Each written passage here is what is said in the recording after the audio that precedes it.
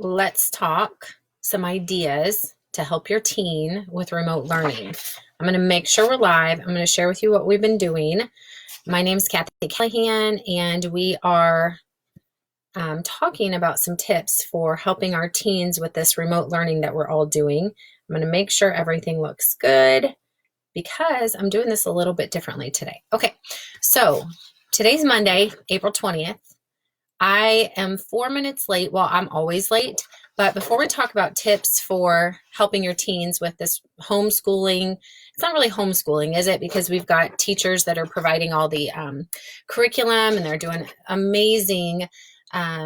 They're like teaching our kids if we just make sure our kids plug into it, right? They're still teaching. So we're not really homeschooling, but this remote learning, making sure your kids are doing it. So who's struggling? Here's what we're doing. I'm going to share with you what we're doing. But first, I'm a few minutes late because I am always late, but I blame the water. I'm on my computer, so this is really strange today. I can't see things the same as I usually do. So if you're here, say, hey, let me know if you're drinking the water with us. Who's doing this with us? This is day 1 of the 64 or more water challenge, and I've downed one full of these like within the first 10 minutes of waking up.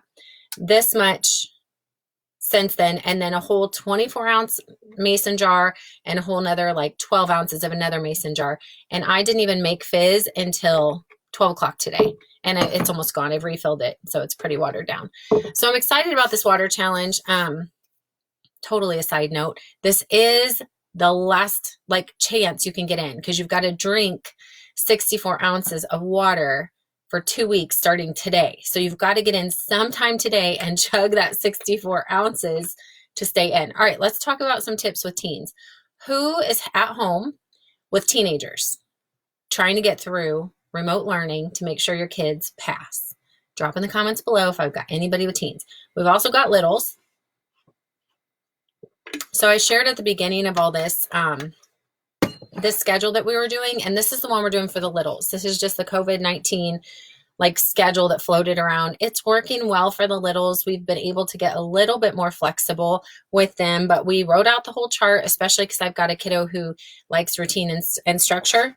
And then we've been doing our smileys. So this is what we're doing for the 2 and 4-year-old. Okay, let's talk about what we're doing for my teenager. So if you're remote learning right now, it's going to be okay. We're going to get through this, but it is important to stay on top of a lot of it. And I don't know, you guys, maybe it's the teacher in me. Y'all know I used to be a teacher. Maybe it's the parent in me that just knows what some of my children need. I'm still trying to figure out some of them.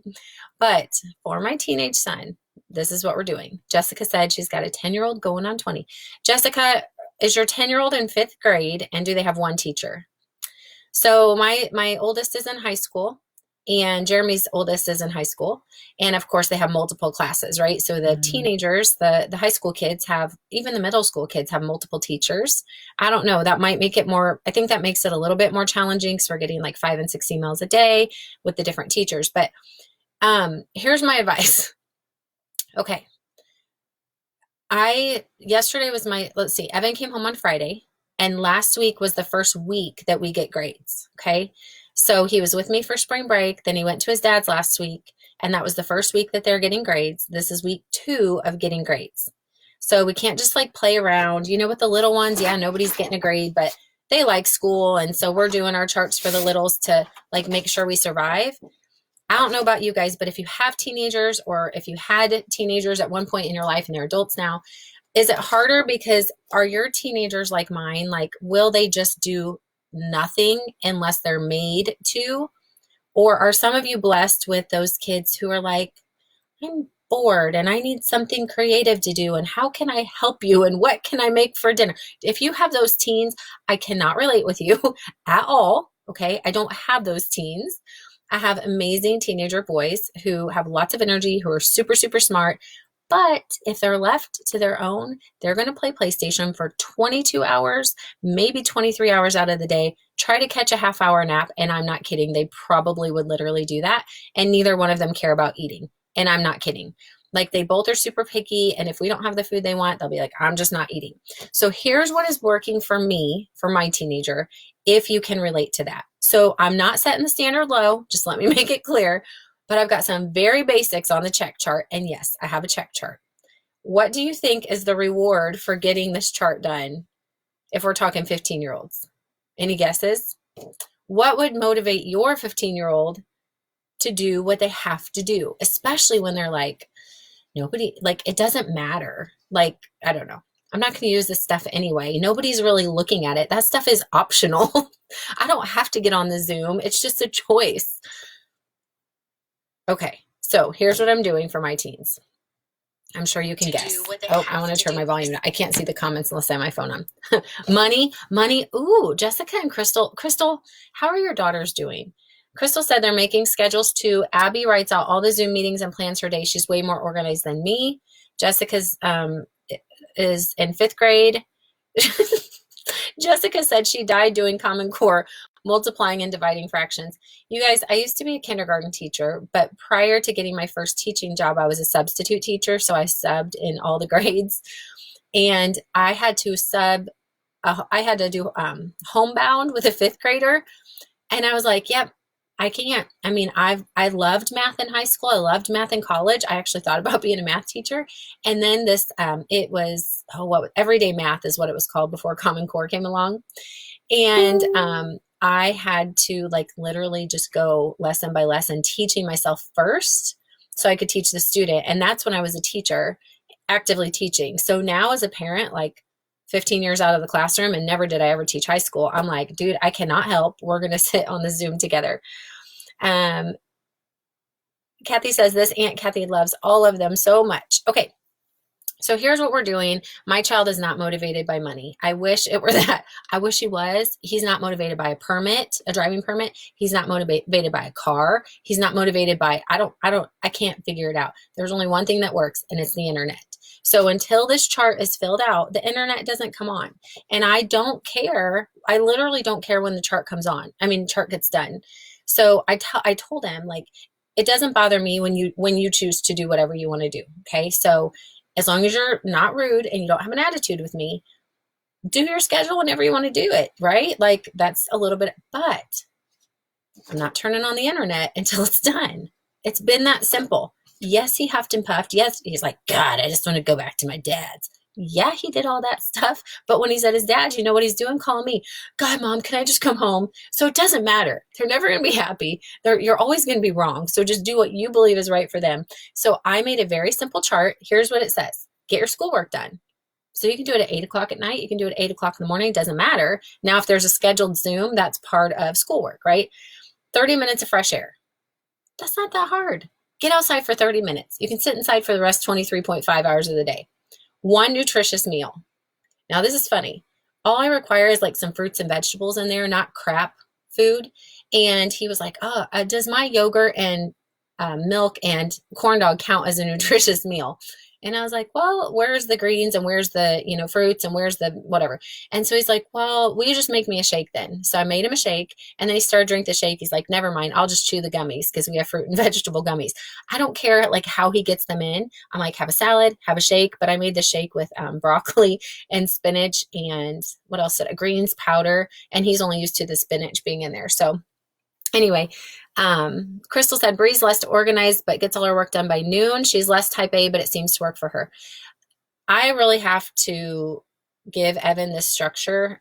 Some of you may not, but this is what's working. So one nutritious meal. That means if you have 5 meals, or, he has, child doesn't really eat, but he snacks a lot, just one nutritious meal.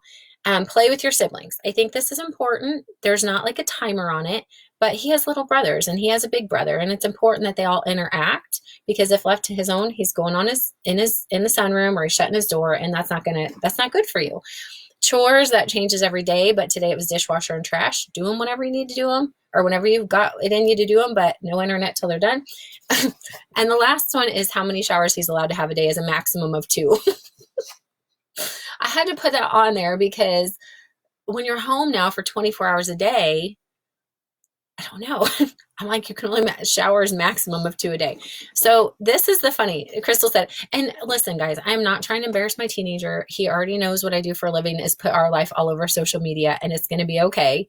He's actually starting to show up in some of my videos instead of being like, whatever, he's used to it. But this works for him. It's been his style since we've been younger to not take direction very well from me or from anybody without like losing it.